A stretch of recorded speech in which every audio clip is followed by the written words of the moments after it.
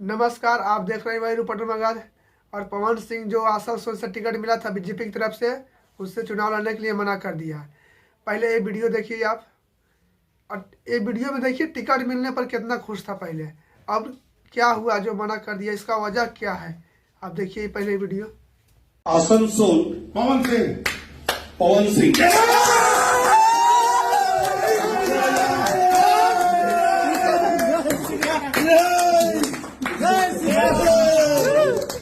भैया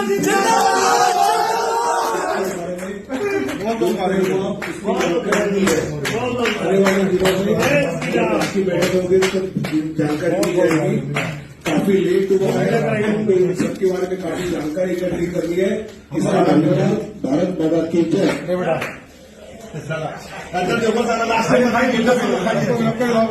सब लोग खाइए, सबसे लास्ट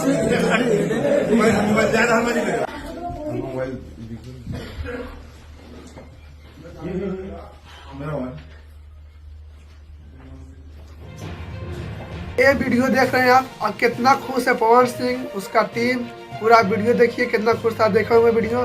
आखिर क्या वजह है, क्या सोर्स मिला, आखिर क्या प्रॉब्लम हुआ जो चुनाव लड़ने से मना कर दिया। इतना अच्छा वायरल हो रहा था कि पवन सिंह चुनाव लड़ने वाले हैं, लेकिन क्यों नहीं लड़ रहा ये लोग। आप लोग